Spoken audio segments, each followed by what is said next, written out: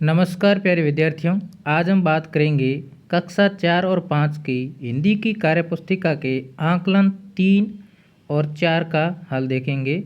सबसे पहले बात करते हैं आकलन 3। आकलन 3 का पहला प्रश्न है कि निम्नलिखित में से असमान ध्वनि वाला शब्द है, यानी 4 शब्द दिए गए, इसमें से असमान ध्वनि किसमें है? तो कंगन, चंदन, पंखा और चांद।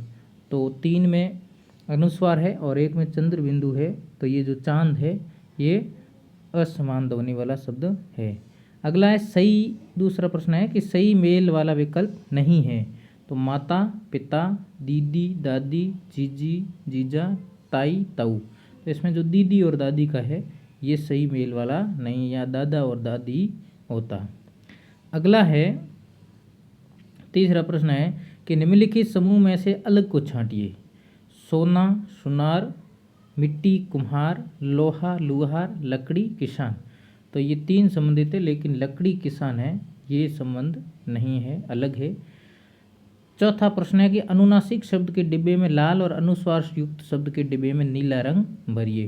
तो देखिए, जहाँ जहाँ लाल है वो अनुनासिक शब्द है, चंद्र बिंदु वाला है, और अनुस्वार जिसके अंदर नीला भरा हुआ है, जैसे दांत, चांदनी, बांस, 5 और आँख, ये शब्द है, ये अनुनासिक शब्द है। और चंदा, झंडा, डंडा, पंख, बंदर, ये शब्द है अनुस्वार शब्द है। अगला प्रश्न है 5, नीचे लिखे शब्दों में क्रिया शब्द कर जोड़कर नए शब्द बनाइए।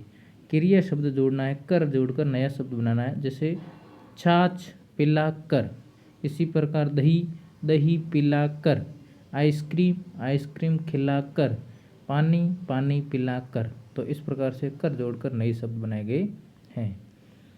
छठा प्रश्न है कि निम्नलिखित रिश्तों को उनके सही स्थान पर लिखिए। तो ये जो इस बॉक्स में दिए गए ये इनका जहाँ रिश्ता जो दादाजी के परिवार से है वो यहाँ लिखने हैं, और जो नाना जी के परिवार से हैं उनको यहाँ लिखने हैं। तो दादाजी के परिवार से बुआ, फूफा, भतीजी, चाची, ताऊ, भाई, और नाना जी के परिवार से मौसी, मामा, नानी, मौसा, भाई। इस प्रकार से ये रिश्तों से संबंधित है। अगला प्रश्न नंबर 7 है कि निम्नलिखित कविता को पढ़ते हुए अधूरी पंक्तियों को पूरा कीजिए। वह देखो वो आता चूहा, आँखों को अरकाता चूहा, लंबी पूँछे लाता चूहा, मक्खन चट कर जाता चूहा। तो इन खाली स्थान में आप लिख सकते हैं। अगला है कि घर में आप कौन कौन से काम करते हैं। तो घर में झाड़ू लगाना, कपड़े धोना, कमरा व्यवस्थित करना, खाना बनाने का काम करना, पशु चराना, घर के कार्य में सहयोग करना आदि काम कर सकते हैं। तो आप जो काम करते हैं उन कार्य को जरूर लिखें। अगला है कार्यपत्रक 4। कार्यपत्रक 4 का पहला प्रश्न है कि निम्नलिखित में से असंगत कथन का विकल्प छांटिए। तो नाव, नाव है पानी में चलती है, और बस सड़क पर चलती है, रेल पटरी, लेकिन कार पानी है, ये अलग विकल्प है। तो ये तीसरा सही होगा। निम्नलिखित में से असमान ध्वनि वाले शब्द है। तो केला, मेला और ठेला, ये तीनों समान ध्वनि वाला है, लेकिन जो ठेला में डबल मात्रा है ये सही नहीं है। तीसरा प्रश्न है कि शुद्ध वर्तनी वाला शब्द है। तो शुद्ध वर्तनी वाला शब्द है, ये पहले नंबर पर जो आंगन लिखा हुआ है ये शुद्ध वर्तनी वाला शब्द है। प्रश्न नंबर 4 है कि दिए गए संयुक्त व्यंजन की सहायता से नए शब्द लिखिए। जैसे ये म आए तो इससे नया शब्द बनाना है। तो इससे बना सम्मान, अम्मा, निकमा। क है पक्का, मक्का, धक्का। त्र से मित्र, चित्र, पत्र। इस प्रकार से शब्द बना सकते हैं।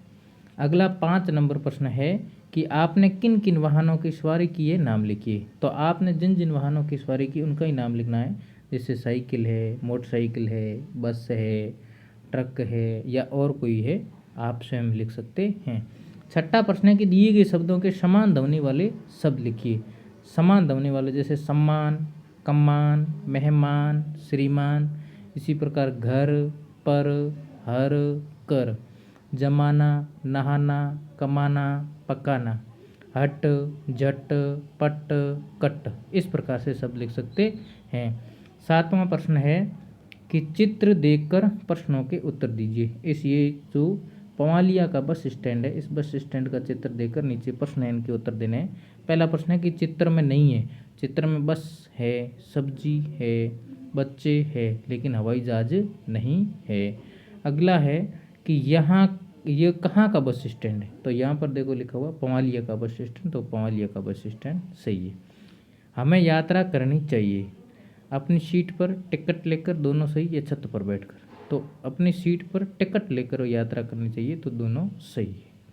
अगला है प्रश्न कि इस चित्र में कितने आदमी और कितनी औरतें गिनकर लिखिए, तो इस चित्र के अंदर 11 आदमी और 5 औरत है। इस प्रकार से हमने आकलन 3 और 4 का हल देखा।